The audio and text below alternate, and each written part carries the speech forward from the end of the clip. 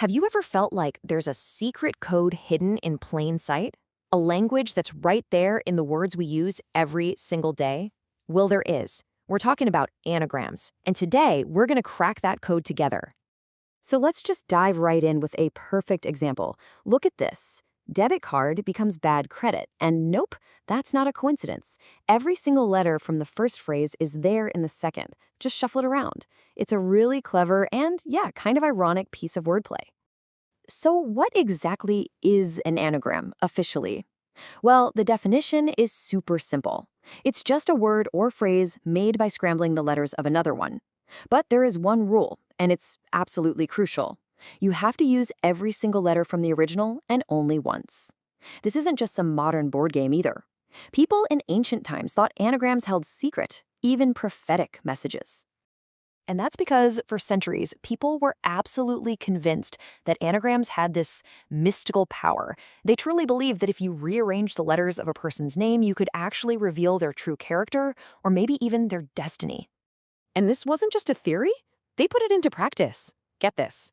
Alexander the Great supposedly had a troubling dream about a satyr. His advisors, though, they saw an anagram in the Greek word for satyr that meant Tyre is thine. And that gave him the confidence to go and conquer the city of Tyre. Then there's this incredible Latin anagram. Pontius Pilate asks the question, quid est veritas? What is truth? The rearranged letters of his own question provide the answer, est vir quae odest. It is the man who stands before you. But okay, fast forward from ancient kings and mystics. Today, we know that solving anagrams is one of the best workouts you can possibly give your brain.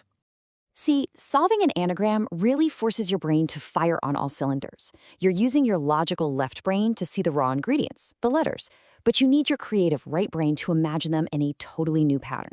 And there's a name for this. Psychologists call it holistic thinking. It's an amazing mental exercise because you're not just crunching numbers, you're playing with symbols and hunting for patterns, and that keeps your mind incredibly sharp and flexible. All right, so this is the part you've probably been waiting for. How can you actually train your brain to do this better? How do you get faster at seeing those hidden words? Let's break down some seriously practical, expert-backed strategies. You know that feeling when you're just staring at a jumble of letters and your brain just freezes? The trick is to break it down. First thing you want to do is separate the vowels from the consonants. Just make two little columns. This shows you your basic ingredients. Then start hunting for common letter pairs. Your brain is already wired to spot chunks like TH, SH, or CH. Find those first. And finally, look for common word beginnings and endings, prefixes and suffixes. Spotting an ing or a re can solve a huge piece of the puzzle right away. Okay, here's a whole toolkit of quick-fire tips straight from Crossword Pros. If you're really stuck, try writing the letters in a circle. It helps break your brain's fixation on how the word was spelled. Alphabetizing them is another fantastic way to see new possibilities. You might even find an antigram, and these are my favorite. It's where the answer is the total opposite of the original word, like funeral becoming real fun. And maybe the most important tip of all, if you hit a wall, just walk away for a minute. You'd be amazed what a fresh perspective can do. All right, your turn. Let's put this to the test. Here's a simple one. The word is listen. Go on, take a second. Use some of those tips we just covered. Separate the vowels and consonants. Look for any familiar pairs. Can you see the word that's hiding in there? And the answer is silent. Isn't that cool? The exact same letters create two words that are so closely related. To listen, you often have to be silent. This is the real magic of anagrams, finding a totally new hidden meaning right there in the original word. Okay, so now that you have some tools, let's talk about a really surprising glitch in our brains. It turns out we are terrible at judging how hard an anagram will be to solve. I want you to look at two different jumbles of letters. One of them will sound like a real word, even if it's nonsense, and the other will just be total gobbledygook. Which one do you think your brain would solve faster? Okay, here they are.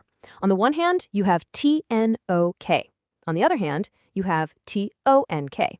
Now, intuitively, your gut is probably telling you that tonk seems easier, right? It just flows better. You can say it. It feels less like a random mess. But is our intuition right? Nope. And this is just fascinating. Research actually shows that the pronounceable ones, like tonk, are harder for us to solve. It's something called the fluency effect. Basically, because the jumble is easy for our brain to process, it's fluent. we subconsciously go, oh, this is an easy one, and we actually dedicate less brain power to solving it. That random-looking scramble, TNOK, is the one our brain works harder on and, believe it or not, solves faster. So anagrams aren't just for puzzle books or psychology labs. Once you start looking for them, you'll realize they are everywhere in our culture. They're a huge device in storytelling, from TV shows to classic books. I promise you've seen these before, even if you didn't realize it at the time. You've got everything from Bart Simpson's pranks to the super high-stakes clues in the Da Vinci Code.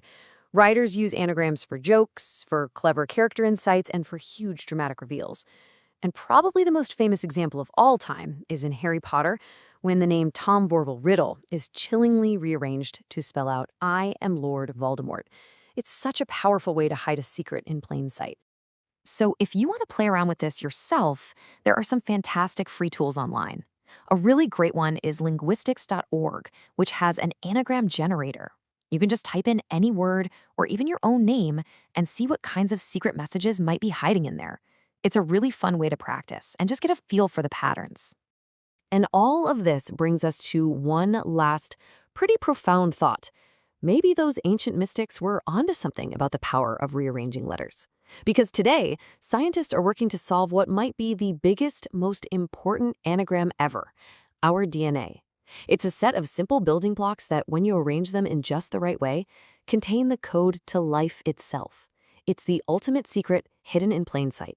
Makes you wonder, what other codes are just waiting for us to crack?